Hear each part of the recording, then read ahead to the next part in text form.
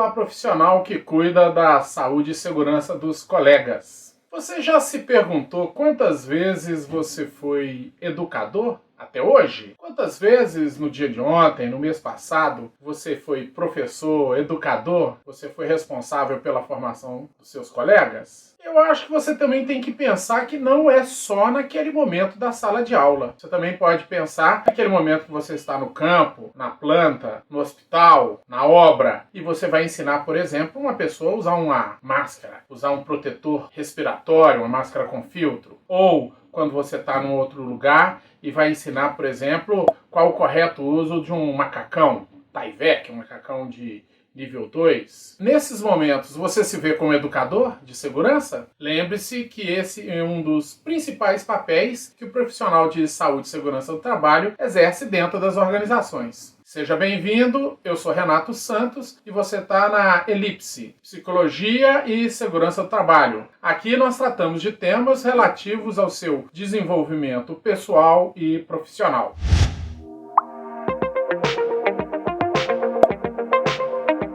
Esse vídeo é de uma série onde eu discuto as dimensões presentes nas atividades profissionais de quem trabalha com saúde e segurança. São 5 essas dimensões. Tem a dimensão técnica, a científica, a educadora, a ética e a de inteligência emocional. Essa coisa que eu faço de dividir em 5 as dimensões, isso é para efeito didático, ou seja, nós fazemos isso para melhor compreensão. Na verdade, as dimensões estão presentes dentro de cada pessoa e elas vão se apresentar em maior ou menor grau conforme a situação, conforme a personalidade, conforme o jeito de cada um. É claro que em algumas situações, por exemplo, você tem uma situação super consolidada do local onde você trabalha, você não vai precisar, talvez, usar tanto a sua dimensão técnica, não vai precisar usar tanto a sua dimensão ética. É uma coisa consolidada que você faz todo dia a dia. Elas vão se apresentar, então, em vários graus e vão ser, na verdade, adquirir maior relevância de acordo muito mais com a situação.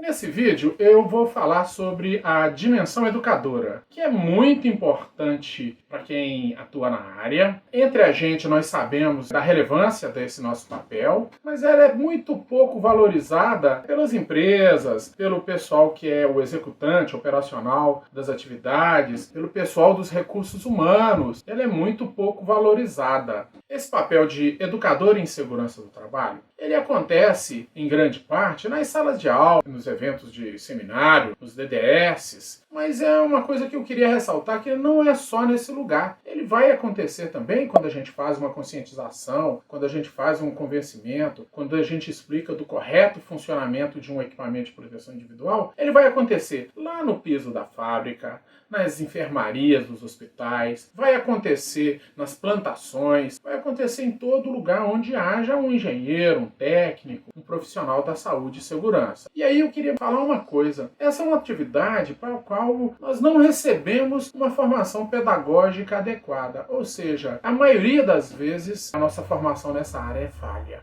Antes de continuar, eu vou pedir que você dê um like, que você dê o famoso joinha, do YouTube. Estou te convidando a assinar nosso canal para acompanhar o material que a gente for produzindo. E, se for possível, que você compartilhe esse material com pessoas que se interessam por essa temática. Vou te convidar também para você ver os outros vídeos a respeito das dimensões. Os endereços com os links vão estar aqui embaixo no descritivo desse vídeo, ou caso você prefira, você também pode ir no nosso site da Elipse e lá você vai encontrar esses endereços. Nosso material foca na melhoria da sua capacidade de intervenção. A gente tem como objetivo aprimorar suas competências e habilidades, e caso você precise, nós podemos lhe atender tanto através do sistema de coaching, como também através da orientação psicológica, ou até mesmo através da terapia individual. Todo o nosso trabalho é pensado como suporte ao seu aprimoramento pessoal e profissional.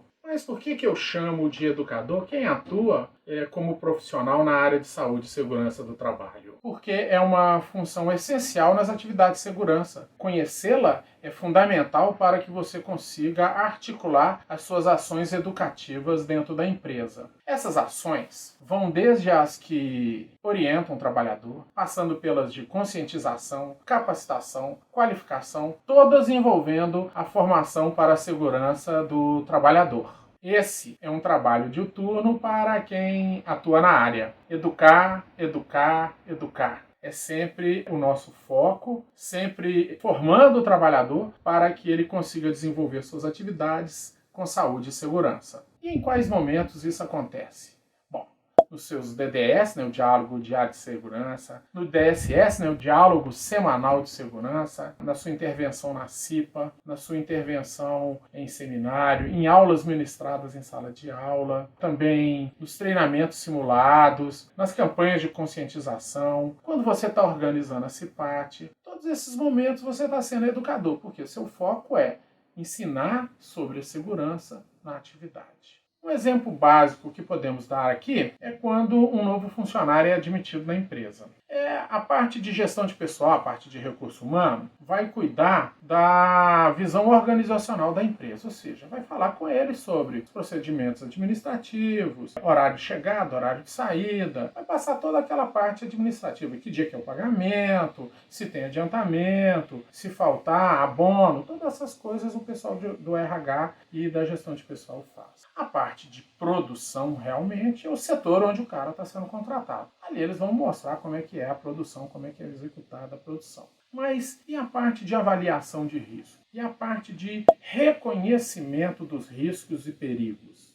Bom, essa parte eu acho que não tem pessoa mais indicada do que o profissional de saúde e segurança. Ele é quem deve trabalhar com essa pessoa até para ensiná-la como reconhecer os riscos, entender os perigos. Muitas das vezes, alguns desses treinamentos são inclusive obrigatórios por norma regulamentadora. E aí eu ressalto aqui, quem possui o melhor olhar para os riscos, a prevenção e a segurança do trabalho é o profissional de saúde e segurança. Não podemos esquecer que, dependendo do tipo de empresa, não podemos nos arriscar a colocar esse novo funcionário no meio do processo produtivo sem que ele não saiba reconhecer, mitigar e evitar os riscos presentes na atividade produtiva. Ele deve saber quais as medidas preventivas adotadas pela empresa, quais as normas regulamentadoras aplicáveis, e isso o melhor profissional para falar é normalmente profissional de saúde e segurança. Outro exemplo que a gente pode citar aqui. Você vai dar um treinamento de proteção respiratória para quem mexe com jateamento, pintura.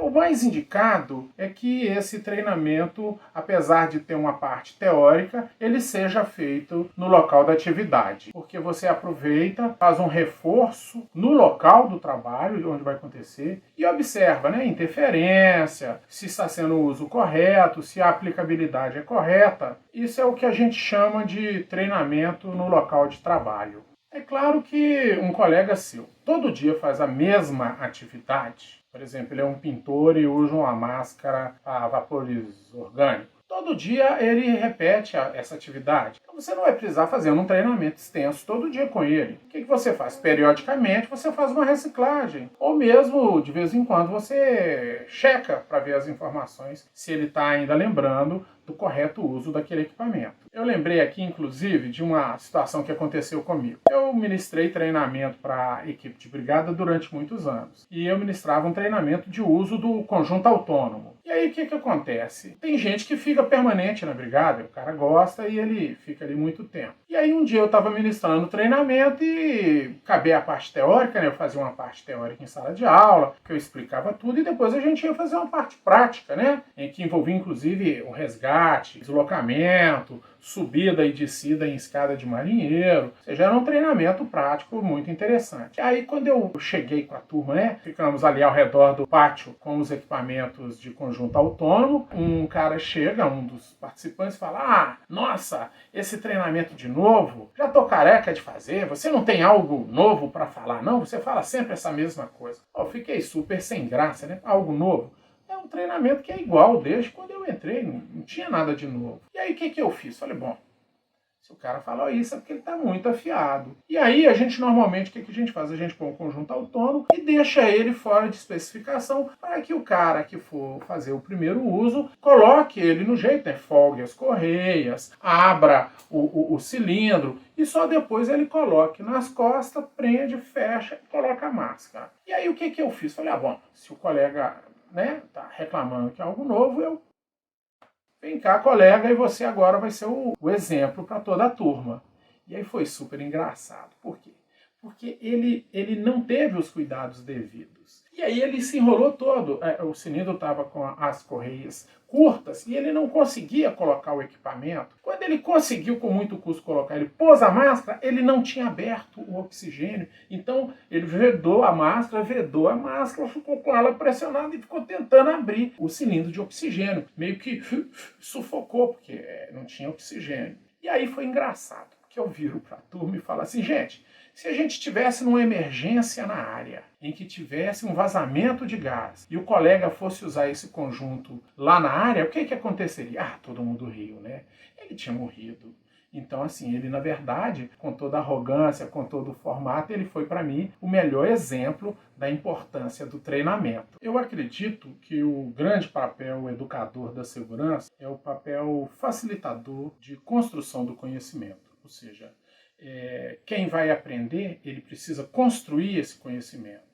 Outro exemplo que eu me lembro é nos momentos em que eu fazia auditoria de segurança. A minha preocupação sempre foi muito mais do que o registro burocrático de algum desvio, de alguma situação. Era muito mais interessante me aproximar da equipe desviante do que estava vendo aquilo e conversar com eles sobre por que aquilo estava acontecendo. Eu acredito que as pessoas não fazem nada gratuito, sempre tem um motivo. Às vezes, desse diálogo, dessa aproximação, é muito mais fácil sair uma solução efetiva do que o simples registro.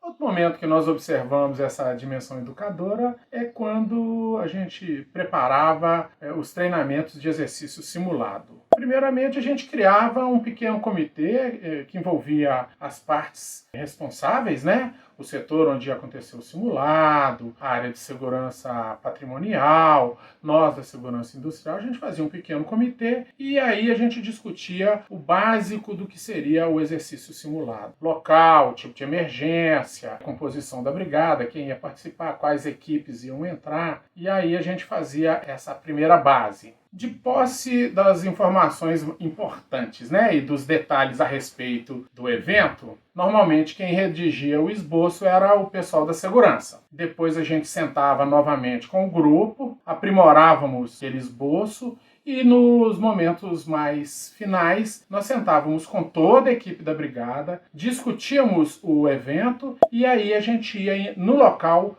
fazer o reconhecimento do espaço onde ia ter emergência. Após tudo acertado, fazíamos o exercício simulado, cada equipe cumpria o seu papel e desenvolvíamos atividades e finalmente a gente sentava no refeitório para fazer a avaliação de todo o processo. A gente sentava e ia discutir todo o processo. Era muito interessante que esse era um processo de cocriação, ou seja, mesmo que em algumas partes não tivesse toda a equipe, todo mundo se sentia responsável tanto pela elaboração, né, na sua parte, como pela realização. E era um processo educacional muito interessante, porque ele aliava teoria e prática. A gente fazia o planejamento e exercitava esse planejamento. Então nós temos diversos momentos educadores na nossa vida profissional, né? Palestra, treinamento, sala de aula, DDS, DSS, CIPA, curso de CIPA. Todos esses momentos nós estamos sendo educadores. Em todos esses momentos, né, nas diversas maneiras que o profissional de segurança encontra para se garantir como educador,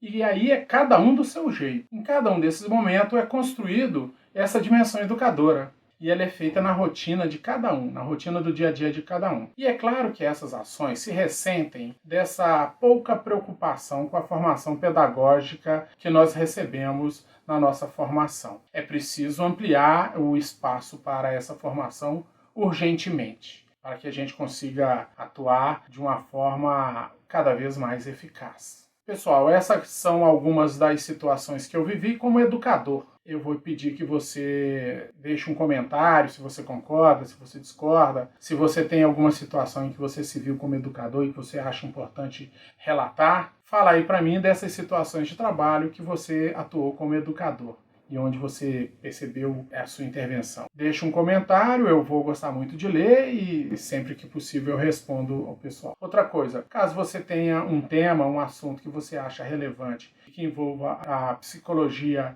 e a segurança do trabalho, faz aí no comentário, deixa um comentário pra gente. De repente a gente estuda esse tema, esse seu objeto, e mais pra frente montamos um vídeo, montamos um texto sobre o assunto. Vou te convidar novamente a acompanhar essa série de vídeos sobre as dimensões presentes na atividade profissional. O link vai estar aqui embaixo no descritivo do vídeo ou lá na nossa página na internet. Só para te relembrar, caso você não tenha feito ainda, dá um like, o famoso joinha, assina o nosso canal e compartilhe esse material nosso com um colega, com um amigo, com outro técnico de segurança, com alguém que você acha que se interessa por essa temática da psicologia e a segurança do trabalho. Assim você nos ajuda, o YouTube valoriza essas ações, assim ele também vai distribuir o nosso vídeo para outros públicos. Eu te agradeço a presença até aqui, um grande abraço e até o próximo vídeo. Esse papel de educador em segurança do trabalho, ele acontece, em grande parte, nas salas de aula, nos eventos de seminário, nos DDS, mas é uma coisa que eu queria ressaltar, que não é só nesse lugar. Ele vai acontecer também quando a gente faz uma conscientização, quando a gente faz um convencimento, quando a gente explica do correto funcionamento de um equipamento de proteção individual. Ele vai acontecer lá no piso da fábrica, nas enfermarias dos hospitais, vai acontecer nas plantações, vai acontecer em todo lugar onde haja um engenheiro, um técnico, um profissional da saúde e segurança.